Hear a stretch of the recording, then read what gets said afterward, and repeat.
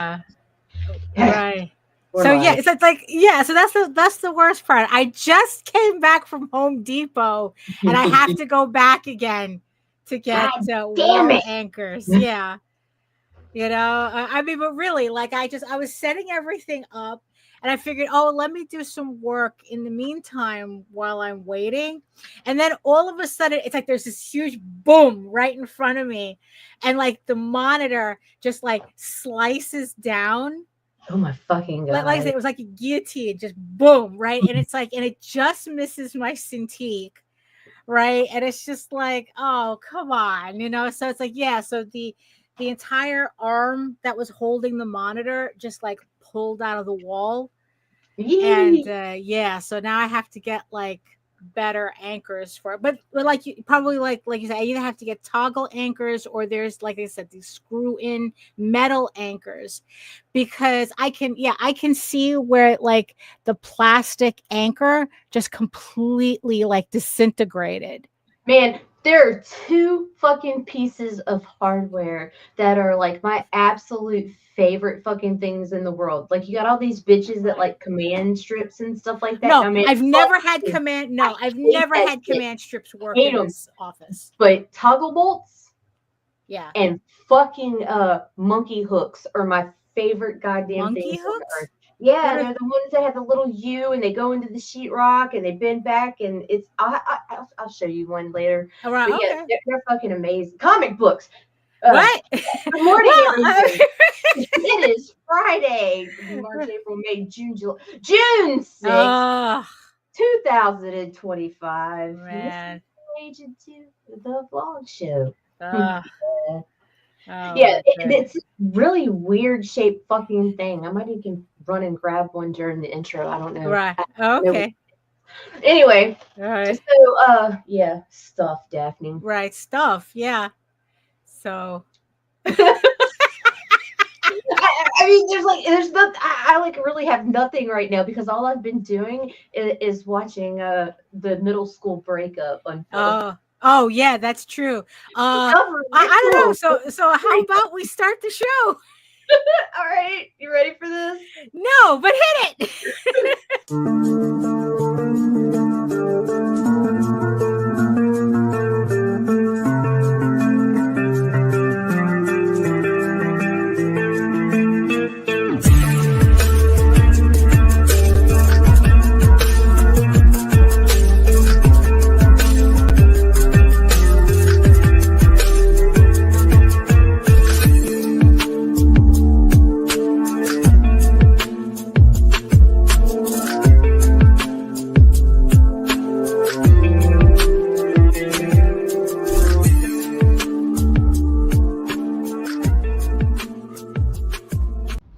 Trigger warning, fuck you.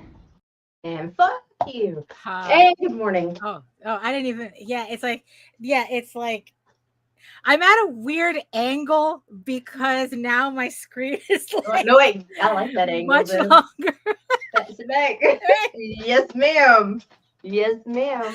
You know, because it's like, you know, it's like now it's like everything is like I have my monitor now leaning against like the anchor that the monitor arm that fell out of the wall. So I kind of have my camera and it's like, yeah, everything's out of whack now. Until I mean, and like I said, it happened just I was like almost about to text you going, yo, my shit just collapsed. I have to go fix it. There's been a crisis. Right. But no. Once I realized nothing was broken, Oh geez. you know, and I said, okay, let me just prop the monitor up. Let me just put my camera there. Right, It's right. like, yeah, I know. It's a little too close. A close-up, you jerk! A close-up! I can appreciate these things. Oh my goodness. So yeah, so everything is just like is that These.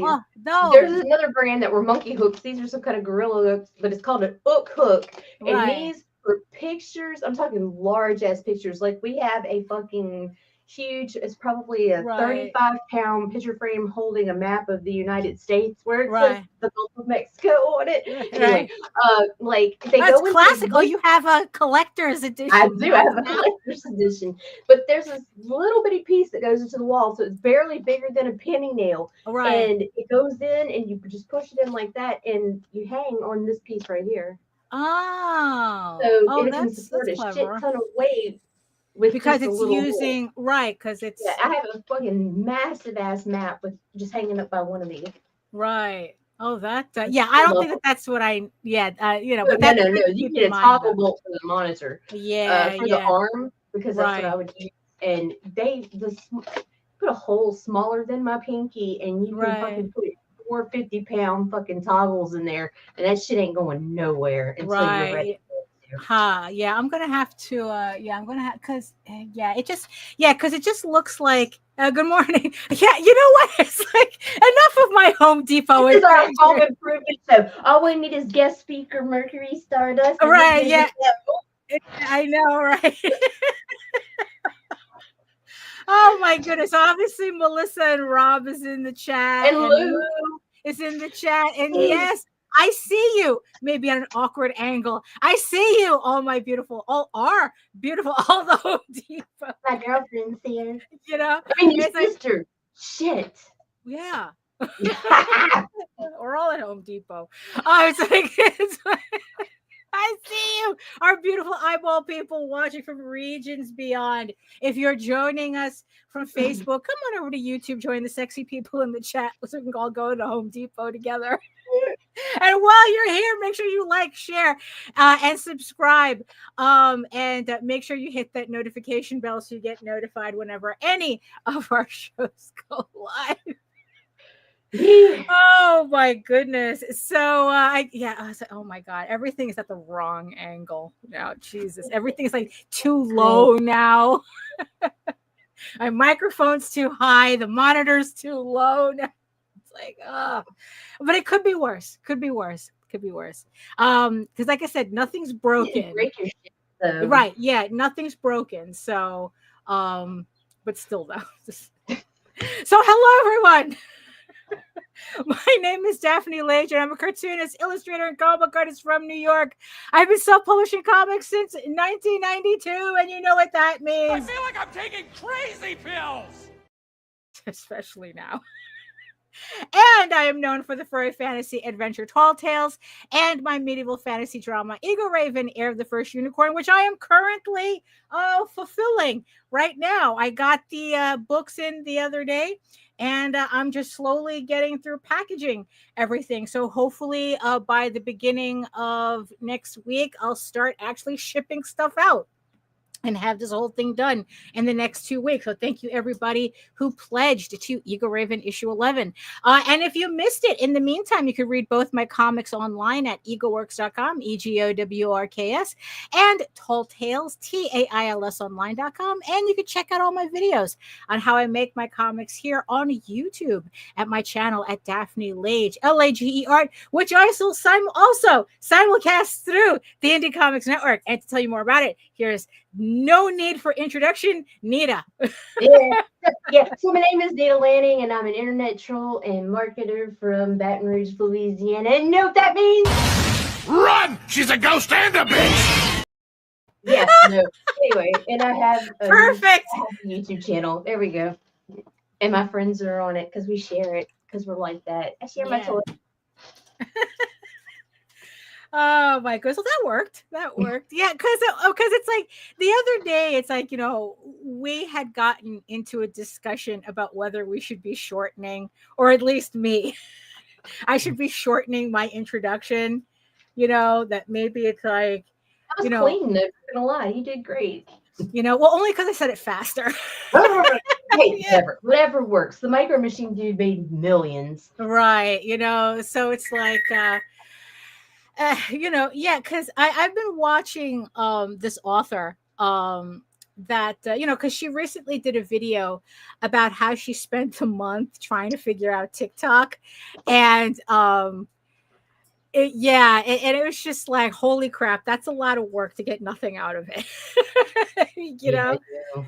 I mean, it's like, but at the same time, she says that now that she's kind of figuring out, hey, what's like kind of like going on with that, that she says she can kind of see the potential, but then she put out another video where she talks about how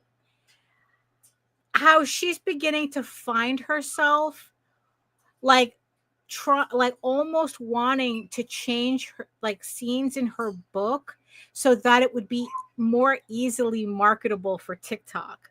Oh, And no, she man. had to, and she had to stop herself. Yeah, and she had to really stop herself. Because it was just like, oh, wait a minute. Now we're getting into danger territory, right? Where it's like, and the thing is though, it's like there's a similar conversation. Now, she's talking about novels, right? But there's a similar conversation to be had about comics as well. Right. Where, we're trying to figure, I mean, honestly, I think that we can agree that marketing, unless you really have the budget, you cannot do marketing correctly in your favor. No, it's social media publication, like right, putting out there on social media. It's not true marketing. Right. Yeah. It's like all we're doing is just really like self promotion. Right. But yeah, it's like we're not really doing marketing. Because it's like, we're not buying advertising, we're not sending stuff, we don't have, we don't have we don't have commercials coming on, right? We don't have influencers reading our books next to their Labubu, no banners scrolling across Pornhub, right? Yeah, we don't have that. We don't have that. Because it's like, because also it's like the main thing that I realized that, like for us at our level, marketing is a misnomer, right? Is if I have to be in your face in public or like at a show to sell my book, then the marketing's not working. Right. Because it's like the whole point of marketing is that you're establishing knowledge of your product without you having to be there. Right. And it's like, and yeah, and it's just like, okay, so she's, so she's talking about using TikTok, and she's beginning to like, and she had like this brain rot moment where it's like, oh, well, maybe if I changed this scene in my story, I could make it punchier and I could use it for marketing on TikTok. And then, like I said, she had to stop herself. And that was kind of like making me think about a question that I didn't get to ask on some of Jose's previous shows, where it's like, how do we reconcile the fact that we're literally just small fries in this industry, right? But there's still this expectation of like performing like we're much bigger than we really are, that it's like that, we're on Kickstarter, but selling quirky books to quirky people, but there's still this expectation, this kind of like background noise of pressure, right? This kind of peer pressure, this background noise, peer pressure, where it's like, yeah, but you're still supposed to be, but it's like you're not selling like Mendoza or Polito, or it's like, even though Polito's not even on Kickstarter anymore, there's still kind of like, okay, well, now you're not selling like Mendoza, you're not making 6 figures, you're not making 5 figures, right? But it's like, bruh, I'm selling like a very niche comic book, that if I am able to sell 80 copies on, after PDFs, pretending that you're something that you're not is almost a definition of marketing. It's kind of like, you go to Burger King or McDonald's and you see the picture of the hamburger, and then you get the hamburger, and they look nothing like each other. That's indie comics. You know, and you know, and that actually kind of, but it's not. Yeah, I mean, you know, so it's like, yeah, so it's like, you know, so hearing this author like I said, have a brain rot moment about her own book, you know, and it's like, oh, you know, what's going on here? It's like, no, that's not how it's supposed to go. I'm not supposed to be changing my content, what I'm working on for the sake of an algorithm, you know, and like how much of us kind of get caught up in that, you know, where it's like, oh, well, if you want to make money on Kickstarter, you have to follow trends. But it's like, we've already shown that it's not really trends you're following, is that you have to be specific people. Right. It could be a grind for self-promotion. Got on the local news 3 times and into the local paper in my town, and it didn't make my sales like skyrocket. It was, of course, before Kickstarter and all that. Yeah, but I mean, it's like, did it do? Yeah, because that was the thing. Like, so she was using, yeah, if my male love interest is more of a dick, my book will sell for sure. Yeah, so no, it's funny because that's kind of like what she was getting at, right? Yeah, fuck that. That, you know, like, and I'm kind of wondering like whether that's kind of the case like just throughout social media too. It's just that I think what it is that TikTok set the pace and then every other platform is following. So that's why you kind of have like this weird sameness now across the platforms as to how certain things perform. Like, because she was saying that the thing with TikTok, right? Like, you know, the concept of the elevator pitch, right? Now it's like, I kind of think we're talking about, it's now the TikTok elevator pitch. It's the TikTok pitch, right? Where it's like, you know, where, you know, like the elevator pitch is kind of like 1 or 2 sentences that you can, you know, like kind of like sell your idea, right? Right. But what happens when you have to make that even shorter? Like comic book. You know, it's like, you know, like, could you sell your comic to somebody in 30 seconds?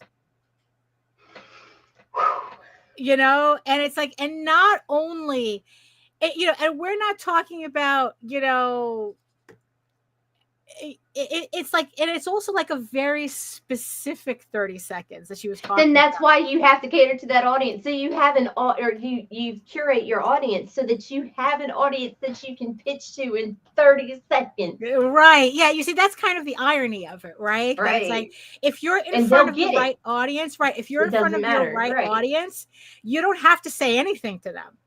Yeah. You know, you could just show your book and they're like, yes, give me that one. Give me that. Yeah. You know? That, and then you have the curious audience. The curious audience should be sold in the 30-second pitch. Right. And then you have the people that are just walking through and you're shouting into the noise and they might have that interest, but they have no idea what you're doing. So you got to be a little bit more. Yeah. Right. Because it's like, because she was talking about like the thing with TikTok, right, is that damn it, in order for the algorithm, like the algorithm, just no matter what you do, it loves it. We're all going to be on the same level. I was trying to fucking lock the chair because it won't stop rocking, and it's like, God, it sounds like I'm farting over here. Oh no! There we go. Okay, you good? I don't know, man. Yeah, okay. It's Friday. Thank God it's Friday. Where like she was saying that no matter how she tried to curate her TikTok feed, it was always the most outrageous videos that she would see. Like it's like the more outrageous, the better, right? And this was always a complaint. Like, you know, it's kind of funny that the overlap. I was joking to Jose about this. It's like, you know what? It's like, you know, here I am complaining. You know, we've complained about TNA books and not safe for work books, and why is that shit selling like hotcakes and blah blah blah. Why, you know? But again, it's very specific people, not necessarily the genre, right? That's making all the money. But you know, but here I am on Book Talk. And it's kind of the same thing where it's like all the books, all the popular books is all about like, oh, how smutty it is. You know, it does have all the tropes, you know, very specific tropes and this, that, and the other thing. And you know, she was saying like she's, you know, and there's a lot of criticism to be had with a lot of these romantasy books where it's like the way they're marketed on TikTok. It's like, oh, it has like, you don't even know what the plot is. It's just that, oh, it has, you know, a shadow daddy that when the shadow daddy calls you into his bedroom, you know, like that's the hook, right? That a lot of these videos have, right? So, you know, and it's like where it's like in those words, right, to the audience that knows what they mean, they know what that means. You know, Right. that it's like that one sentence, like just ticks off a lot of check boxes for the people who are watching it and know what that means. And it's like, okay, so you have like the big dark brooding, you know, usually a fey prince or something, you know, and you know, and he has some kind of magical powers, and you know, he's compelling you into the bedroom. So there's this whole dominance thing going on in that one stupid line. Right. You know, so like the one line is saying like all these things that's not really being literally said in the line, but the target audience knows what that means. You know, and it's like, you know, and I'm sitting there and it's like, I can't do that. like her whole thing, right, was that she was like going through her book trying to figure out like a hook similar to that. But the problem is that she doesn't write to tropes. She doesn't write to tropes. She's not writing a standard fantasy novel.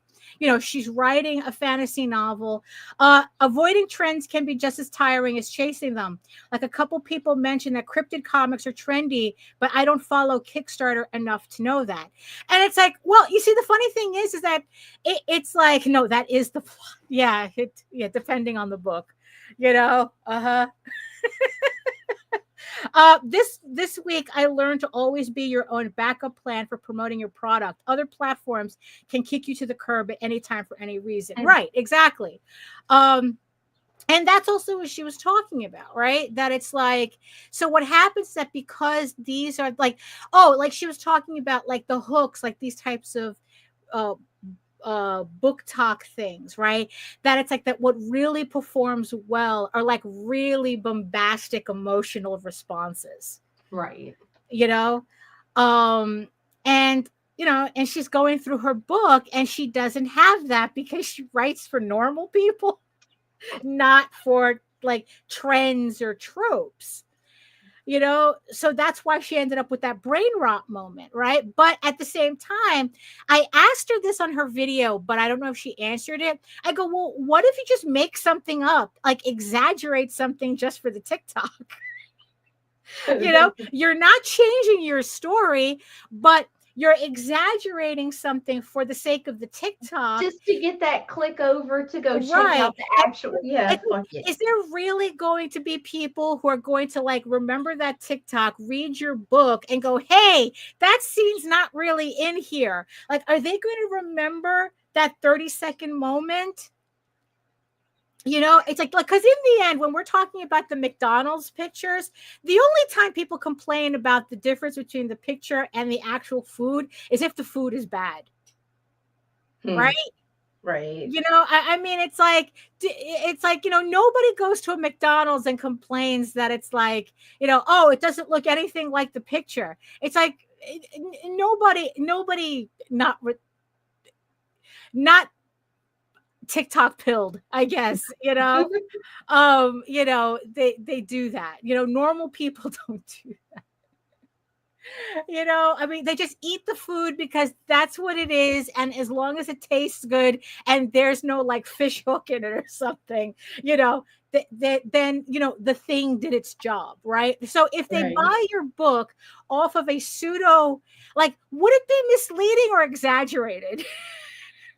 You know? I guess it depends on what you said.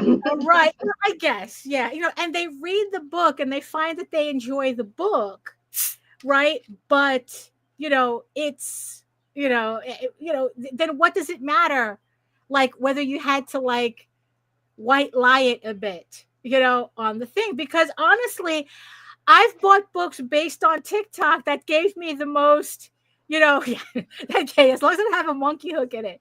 Yeah, movies do it all the time. One of the coolest looking scenes in Rogue One trailer was left on the cutting room floor. That's true. A lot of it's like, yeah, like the Rogue One trailer is an entirely different movie than what you actually saw.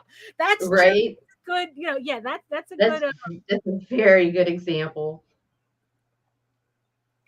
Because it's like I've bought books on TikTok that those dumb bitches would have made you thought it was like the greatest thing ever, and I have yet to like one of them. I mean, really, it's like, no, not true. Well, the romantasy, yes. What's funny is that when I watch, when I got books recommended by Horror Talk, those were good books. Those were actually good books.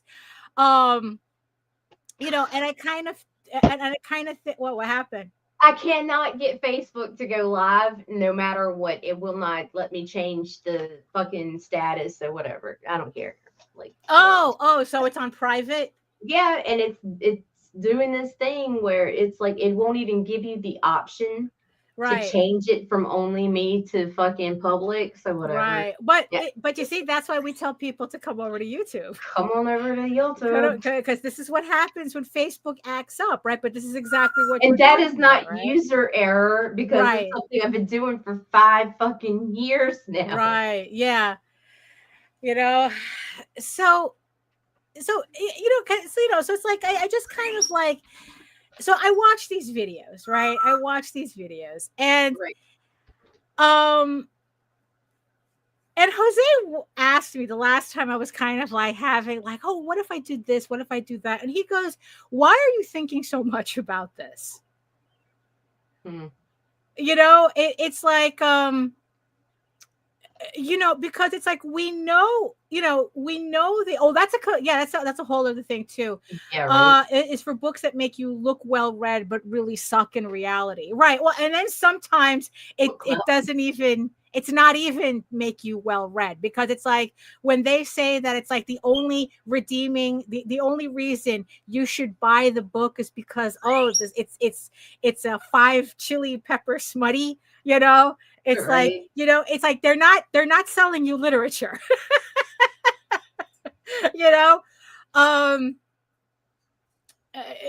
So it's like, it was really funny though. Just a complete side note. It was just a really funny story. That two authors got busted using AI to write their novels because they forgot to edit out the prompts from their manuscripts. God damn, if you're gonna be a lazy bitch, at least be smart about it, dude. Yeah, because and the thing is though, not only, and the fun, so people were they had their ARC readers, right, reading the books, and right there, like, not only did they see the prompts, right, because it's like, if you just copy it, which means that they were blindly copying and pasting, because that's what I learned from my weekend sojourn with Gemini, with Google Gemini, is that it gives you the answer, right? And then if you click copy and paste, it also pastes your prompt. So it copies your prompt and your answer. So it seems like this brain trust of authors forgot to do that. And they were just blindly pasting the shit that they were getting in ChatGPT into their manuscript. Right? Actually, it wasn't. I watch a lot of book review videos on these book talk books, and they don't make any damn sense. It's exhausting just to hear the review. Right? Because what it is that, but to finish the story though, right? So one of them was ARC. Oh, no. That's true too, because that's what happened. Because not only did they see her prompts for ChatGPT, but also what authors she was trying to copy, Right. And and it's like, Oh, so she had her like in the style of right, she had in the style of, fuck. and then it's like, and then here's the thing. So it wasn't okay. One of them wasn't an arc reads, which is like pre-publication. One of them was just books that she just sold on Amazon. So pretty much what she was doing was that she was writing a story, she was copying and pasting it and then uploading it to Amazon. She wasn't even looking through her shit. Yay. And it's like, and it's like one of them is trying to like blame her editor because like, oh, I paid $13,000 for an editor, and I go, bitch, one of those things is lying. You're lying about one of those things. And I think it's the editor part. Because it's like, why would the editor have prompted ChatGPT? No, that the editor should have caught the prompts. Oh, paid $13,000 to, but it's like, no, I don't believe you. I do not believe that there was an editor nor $13,000 spent. Right. Headphones and earrings do not mix. Oh wait, what was that? Hold on, what was that Melissa had said? The readers are kind of responsible for buying this cookie cutter shit, right? Yeah, I agree. Oh no, absolutely. That's what it is. So it's like, so TikTok kind of like teaches authors to flatten out their material. So you know what it is, it's 13K for Microsoft spell check. It's like art created by nobody means nothing, right? So that's who she was talking about. Like, so what it was that because everyone's trying to blow up on TikTok, because it does result in sales if you do, everyone is writing their books the same way so that they can write it for TikTok, so that they can market it for TikTok. So it's like they're technically writing for TikTok. They're not really writing for an audience. They're writing for TikTok. And it's like, and it's like these, like, I mean, like, I'm up to here romantasy books, because it's like I have yet to read one that it's like, this is, or as Jose puts it, trash. I mean, and it's like, and the thing is, and it's like, and I've heard writers say the problem with romantasy is that they do neither fantasy nor romance correctly. No. And it's like, but like I said though, actual smut books have no problem with it. They don't pretend to be anything else other than what that is. It's like, what? You are not reading Ice Planet Barbarians. Let's get ready for some serious, intense ass fucking. You are not right. You are not reading Ice Planet Barbarians for the literature. No. Okay. It is literature at its finest. It's like you're reading it to find out that on page 5 the alien wakes up, the stranded kidnapped human woman is woken up by an alien who's eating her out. That's page 5. There you go. That's what you read Ice Planet Barbarians for. Like, they even have, some of those books even have page like suggestions to go to in the back. It's like, what? Right. Yeah. I mean, I don't know how I would know this, but I haven't seen that. But I mean, it wouldn't surprise me. I would look, like I said, the latest digitals. The latest book for Ice Planet Barbarians, the author actually has an apology section in the book, because this particular story didn't have the happiest of happy endings that her audience would have expected. because she wanted to do something different. And it's Right. like, oh my God, that is like, no. Be You don't. unapologetic about it. Be Right. different. Yeah. No. Yeah. You do not apologize, because it's like, if you write your book the way you want it and people are pissy about it, that's a them problem, because it's like, look, oh, I'm sorry. Did you not cater to, it's like, were you not catering to their fetish specifically? You have to dare to be different. Gosh, dude, man. They taught us that shit in the program at school.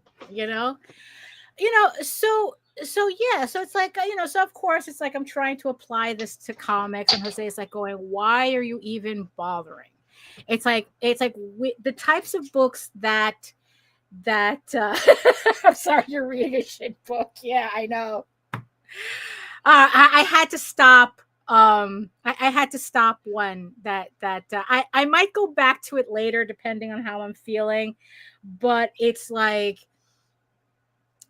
it's like I had to stop the second like the main character all of a sudden decided that slavery was bad. And it's like, which wouldn't be such a bad thing if it wasn't so incredibly superficial, Right. that it was just like kind of like a stupid plot point to put in just so the character looks more well developed than she really is. It helps the character development along really quick. Right.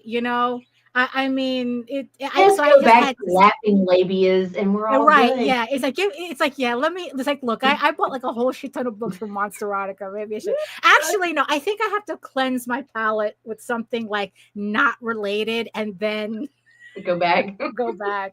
Maybe like reread The Great Gatsby or something. I don't know. But so yeah, so Jose's like going, it's like, why are you even bothering? It's like, we're, at our level, right? At the 75% of the Kickstarters that just make between 1,000 and 9,999, right? That's where the most of us reside, right? And even then, only a very few, like you have that, it's just a small segment that makes the higher end of that chart, of that segment. So it's like it's like nothing is set up for us to succeed, really. Like the platforms don't work in our favor, the marketing doesn't work in our favor. Like we're literally too small to really make these things work the way people keep telling us they should work. I think Grant says, honestly, I like genre tropes. I like playing around with them, but breaking them down into such minute detail turns it into a formula. Right. There's a difference because like, look, you can't get away from using tropes because a lot of the time, because you see, the thing is though, is that I don't write to tropes. Right. Like I don't have a checklist of tropes that it's like, oh, it's like I'm purposely, oh, this is what this means. No, I write I write to story. And whatever's in the story, that's what belongs there. And if it happens to be somewhat related to a trope, then okay, but I didn't write specifically to that thing. And I think that's like the difference is that a lot of these authors, they're literally writing specifically to that trope. Shadow Daddy Fae Princess with bat wings. It's like they're literally like, oh, enemies to lovers, Raylos, Yes, let me mention my character has morals. Right. Like it's like really like ham-fisted, right? And the funny thing is that this is the same thing, this is the same thing. Like, it's kind of like they're writing to a market the way like the TNA guys are creating for a market.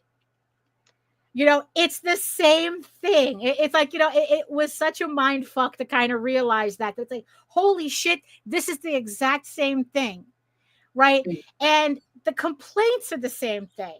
it's like all you're doing is just like writing, or just like really marketing to to these very specific tropes to trigger a very specific audience that happens to want to spend the most money on this trash.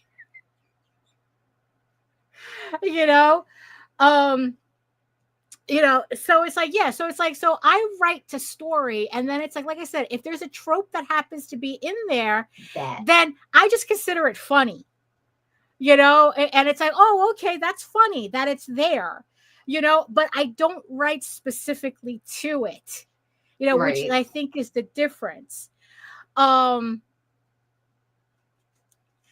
It's kind of like, look, it's kind of like Medieval Unicorn Viking Slut, where I was literally trying to market directly to the not safe for work. But but it was more important for me to have a story that made sense leading up to the porn than just have the porn itself. Right. So it's like, that's, so yeah, so the point, it's the point that he's making. It's like, we're too small. It's kind of like the people who say, oh, just invest your money. It's like, if you have any extra money, just invest it. Well, the part that they don't tell you is that investments like that, as somebody who's done this, investments don't really pay off until you have 6 figures worth of investment. That's when you really start to see a payback. But up until, if you just have like 10 grand and you're like going, oh, I'd like to invest it. It's like, well, here's a high interest money. Here's a high interest yield account that'll give you 3% back. Right. Good luck. It's like, even if you were put that in the stock market, at best you'll get 8% back, but it's like, and if you're incredibly lucky, 12, but on $10,000, that's really not making money, and that's, marketing is the same way. It's like, you need to have a certain amount of money to actually make the marketing actually work in your favor. Up until that point, you're just pissing in the wind. So yeah, so like I said, it's like, there's kind of like logically, I know that. That you have to, yes, I've heard that you have to spend so much money to get any return on your investment. Right, exactly. It's the guy telling you that it's like, oh yeah, just buy Facebook ads. Funny that you mention it, right? Just buy Facebook ads, right? But what he's not telling you is that he's spending $24,000 a year on Facebook ads. Right. And the moment he stops, his reach plummets. Right, so so yeah, so in the end, where does that leave us, right? It's like, where do we just accept the fact that, like, this is it, like, we're writing to this, we have this niche product, and and it's like, and I guess we require a niche audience to buy it. But the problem is that when your audience is also niche, you're not really making big money off of that. It's like, you are not going to even go any place near Dan Mendoza numbers.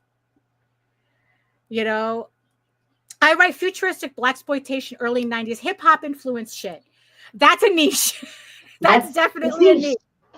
Right. It isn't huge, but it's dedicated. Right. And it's like, and that's the thing. It actually makes it a bit easier to market through word of mouth, which also leads me to this other thing that I know that I've talked about, is the fact that you are not supposed to be selling your book directly. Right.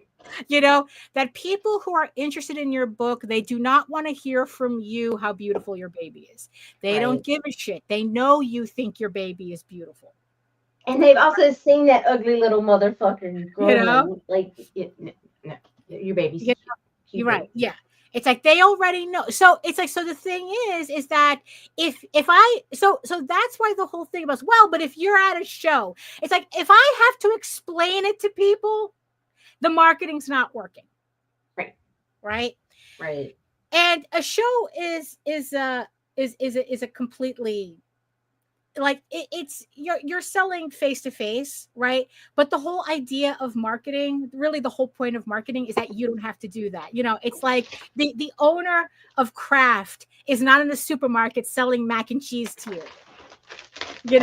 It's like the CEO of Coca-Cola is not in the bodega handing you the Coca-Cola. I mean, It's like, that's not how that works, right? But somehow that's, when it comes to marketing, that's exactly what we're supposed to be doing, which is not. It's like, it's kind of like, so like I said, it's like we're doing these niche books, and it's like we have an even nicher audience. And it's like, at what point do we just accept, okay, this is kind of it? Right. This is kind of it. This is our ceiling, especially if you're just talking about Kickstarter. This is probably the most people you're going to get without doing something drastic. And even then, what does that even mean? Like turning around and trying to find a new audience, or to add to this Kickstarter audience. Is kind of like the whole thing where it's like, how do I add the Monsterotica audience to my Kickstarter audience, right? But it's like, it's like, at what point do I actually just do the work that I'm supposed to be doing? It's like, at what point do I actually just work on my book?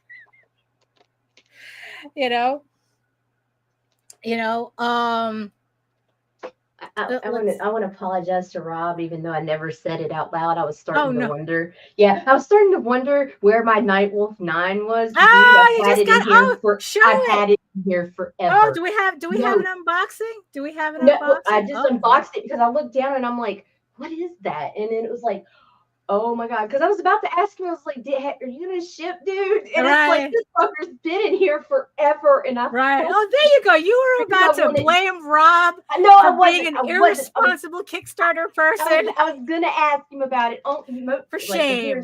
I know. I feel so bad. But what happened was, Wolf Dad cares. I know, and he's about always on time, if not early. So that's why I was kind of like, is he okay? Right. And you know what I mean? Right. And like, because Jaden had a print in there. Oh, yeah, that's great. My baby's work is everywhere. But that's a good cover, too. It's an amazing cover. Right, I that's love a really that good cover. Yeah, so I was just like, but it's been in here for fucking ever. Apparently I have like four.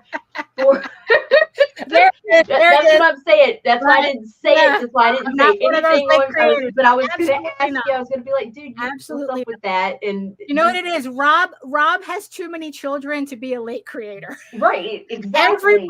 Everybody fulfills in this house.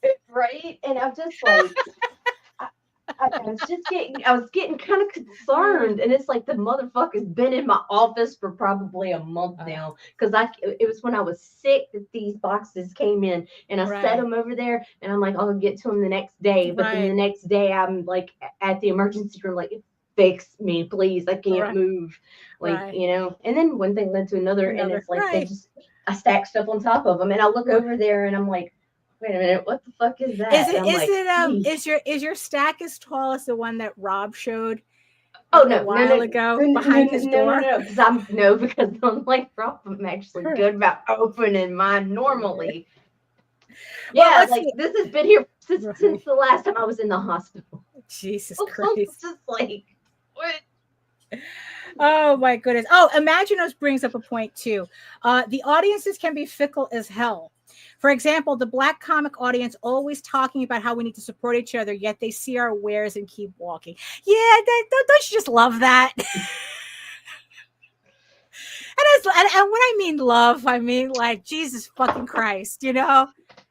It's kind of like, you know, and which is also kind of like the thing that she had brought up in her video too, where it's like people keep claiming, like if you were to ask people, you know, like normally, like, is this the type of book that you want, right? Right. You know, and they would all say, oh yeah, you know, it's really important and this, that, and the other thing. And, but then it's like, you see, you know, it's kind of like your booze don't, your booze don't mean anything to me because I see what you applaud. Right. Right. And it's kind of the same thing where it's like, yeah, it's like people are going to say that's like, oh, no, we want these. Like, oh, like for some reason, nobody admits to collecting these types of books, but these books make all the money, right? Like nobody's like, oh, no. I was like, oh, TNA books. I don't do TNA books and blah, blah, blah. And it's like, oh, no, that's, you know, but it's like, you know, oh, and then it's like, you know, Mendoza's making $180,000 on 2 people.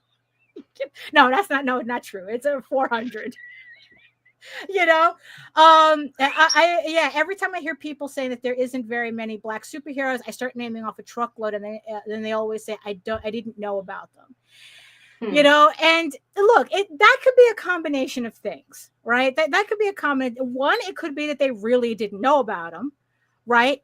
Which is like, then that means they weren't into superheroes to fucking begin with. I hate hearing that shit so bad, dude, because it's like my favorite fucking comic book character, dude, Blade. Blade. How do you not know, if you come into this fucking industry and you're like, there's not enough and there's none that's well written or whatever, it's like, I know right off that you're full of shit and you don't belong here. Right. Yeah. That's because, you know, motherfuckers be wanting to skate uphill. Yep, be lying wanting to skate uphill. I don't even know what the fuck that means. But you know what? He made a cool line though. Have you ever tried to skate uphill? I haven't. Look, just skating itself is just skating. It's hard as fuck. You make it hard for yourself. Right. You know, but it's like they could either like they just don't know, or they just don't belong here because they have no interest in what we're doing anyway. I don't know. It's like because it's like because if you're talking about mainstream stuff and you don't have to learn the hard way. Yes, I know. Daphne likes to skate uphill too. Right. Yeah. That's what this show is about, right? This show is literally about me skating uphill. And Jose is always asking, why are you skating uphill? Because everybody says I should be skating uphill. It's that, like I said, it's that low-key peer pressure. You know?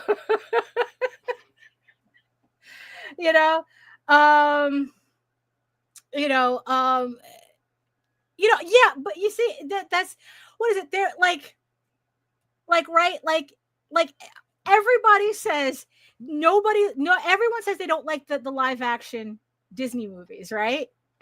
But the shits keep making $1 billion at the box office.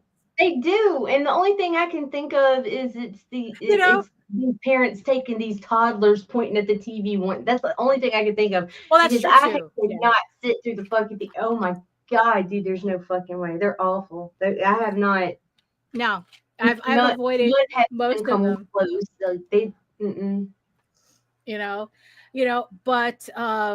yeah, so it's kind of like the same thing where it's like, I forgot the point. But yeah, it's just kind of like, like you can't even like trust the audience sometimes. When you're looking, it's like, well, it's like I have this book. Oh yeah, I would love to. You know what it is? I think the equivalent of it at conventions, right? Or like it's like other artists will know this, will be triggered by this. If you have this, if you make this a print, I'll buy it. Oh yeah. If you put this on a t-shirt, I'll buy it. Right. And then you make the print, you make the t-shirt, and then where is everybody, right? Right. It's like, oh my God, if you had a print of that, and it's like, that's also like kind of like another thing that we're fighting where it's like you know, the audience, like if you were to ask them what they want, right, it never seems to match what they're actually buying. You know, and that's kind of thing. Oh, who watches the Disney, you know, live action movies? Nobody likes them, and blah blah blah. Shit makes $1 billion at the box office. Right. Well, like, you know, well, someone's lying. Someone's lying. You know, and that doesn't help. You know, and that definitely doesn't make it easy for us to market our books either. Right. Because it's like people say, it's like, oh, we want it different. We want it's kind of like, oh, you know, it's kind of like all the Star Wars fans bitching about, oh, we're tired of Skywalker. We want to see more original stories in the Star Wars universe. It's like, you know, yada yada. Like, what? And then they put out Andor. Right.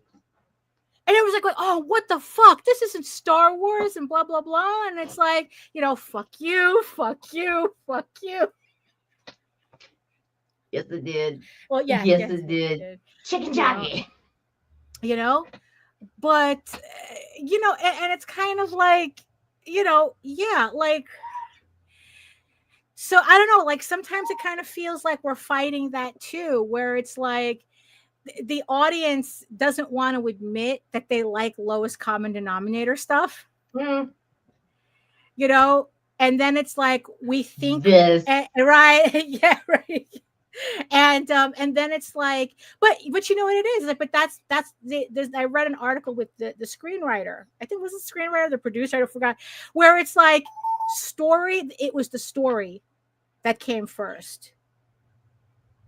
You know, it's like it was the story that came first.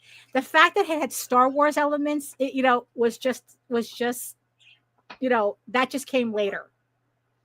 But it was the story that came first. You know, it's like a lot of us, we write our story first. If it happens to have tropes in it, then it's like, okay, but that wasn't the reason why we wrote Try to write a story without a single trope. Right. Well, there's no such thing. Exactly. No such thing. Exactly. But again, there's a difference between writing a story that fits in the Star Wars universe or writing a Star Wars story. Right. Writing a story that just happens to have tropes in it, or writing tropes in a way that fits a story. You know, like you're writing to the tropes. Hmm. You know, and you know, and yeah, and it's like I said, it's like there just comes a point where it's like, you know, it's like, okay, what do we do with this information? It's like, you know what? It's like, oh, I guess that Netflix deal is not in my horizon. You know, it's like, you know, yeah, it's like, oh, you know, they wouldn't have kept you once your series started getting good. They drop you anyway. Oh yeah, they'd get, so, you know, yeah, exactly. You know, so it's like, just keep doing what you you're know, doing. like whatever, like images of grandeur that you have for your project, it's like, is it really? You know, it's like, you know, it's like, you know, it's like that maybe, I don't know. It's like, should we just accept the fact that our audience is just a lot smaller than we like to think it is? And like I said, it's like, unless we kind of like. Our audience isn't 12 inches, it's 6. But they keep saying it's 12. But they keep saying it's 12. But it's still the same size. Right, yeah. But the audience looks larger if you do this. It does. It does. It looks, if you do this. I have a fish story for you. Yeah, you know, so you know, so it's like, yeah, so it's just like, I just kind of wonder, like, yeah, like I said, I don't know what to do with this information. I just have Jose. I just Every have time Jose. Y'all find this information, all it does is bring you back to the fact that unless you're a millionaire, you can't do more than you're already fucking doing. Except some artists could, but I'm not going to get into that. Right, but again, it's like, but that's the thing, your though. Art, but in the end, it's not a certain genre. It's not. It's particular people. Oh, you know? Sorry. You know, it's particular people that are making the money. not a certain genre. We've already seen what catering to, like you could cater to a genre all you want and be making no different money than you were just doing your own stuff. We've seen that already. Right.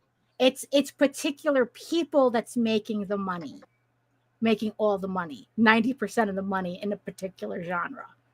It's not the genre itself, but but yeah, so I think the moral of the story is like I gotta stop reading shitty romantasy books.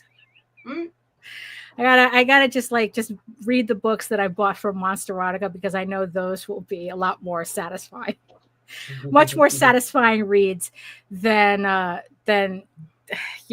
these books that TikTok insisted were good books, and holy shit were they not. And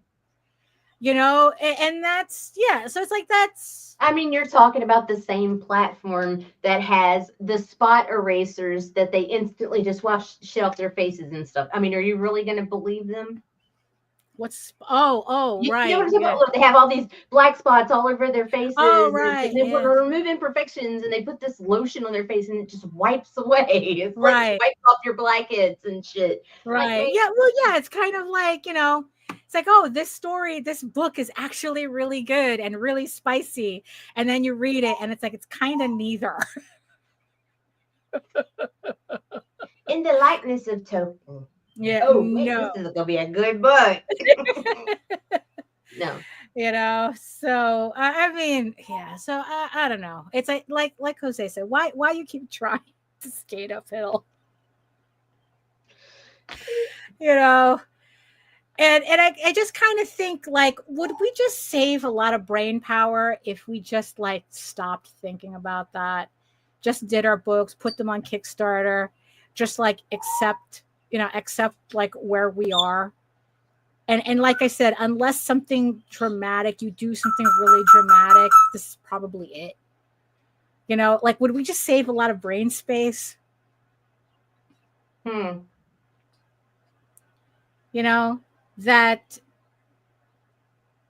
it's like only particular people doing very particular things are going to be making the money, and then the rest of us are just going to be fighting for scraps no matter what. Just worry about our story.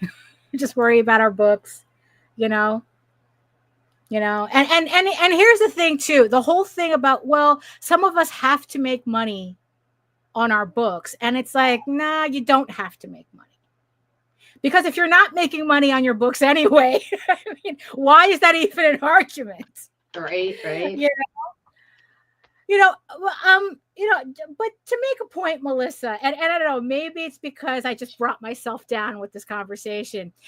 Just make a good comic. Everything else will follow. And sometimes you just have to accept the fact that nothing follows. Yeah, sometimes. I mean, because it's like, yeah, because again, it's like there's plenty of people who say, oh, I'll support any good comic, and then you see what they buy. Yeah, right. I was seeing what you've been backing. Yeah, it's like, I know what you've been backing. And it's like, yeah, so it's like, you know what? We just have to make the books that we want to make in how we want to make it, the way we want to make it. And it's like, tell some people we're making it. Yeah, also, because in the end, just self-promote. We're self-promoting. I make no apologies for my backer history. But that's also the thing too. Don't apologize. It's like, look, if you're into that stuff, you're into that stuff. Whatever that stuff may be. Whatever floats your boat. Whatever turns your 3 inches to 6. You get it and read it. Oh my goodness. So I gotta go to Home Depot.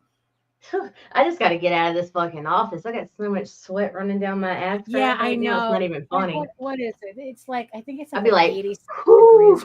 I got to take off my pants. It's 84 degrees. Do that before I even get out of here. And it's humid because it's supposed to thunderstorm starting later today for the rest of the week. Again. I don't have those pants.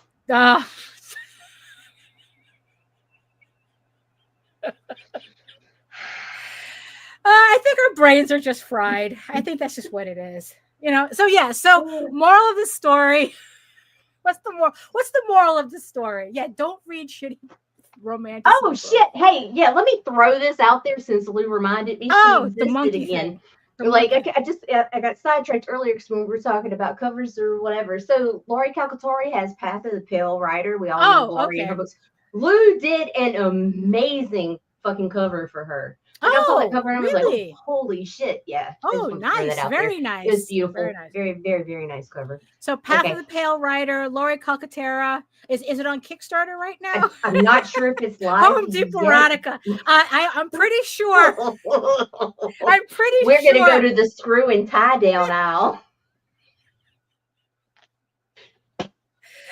Oh my goodness. It's like that scene from, oh my God, I'm going to date myself. That scene from 9 to 5 when they're at the Home Depot trying to find, well, it was the hardware store trying to find the shit to put together that contraption that they were going to put Mr. Hart in. Yes. And she's in the bondage store. Then she goes to the hardware store. Then she got the pee in my pants. Oh my God. I don't think it was a bondage store. I think it was actually a halter, like a horse equipment. Yeah, and like dog collars and shit. Yeah, it was like one of those types of So yeah, but no, I just need to do something to keep my monitor, to put my monitor back in normal position. This is I'm not liking this angle at all. I like it. Oh my goodness. So thank you everybody for joining us for another hot mess of a show. And I guess the big question is, are you skating uphill? Are you skating uphill? And why are you skating uphill? From our immortal Lord and Savior, Blade.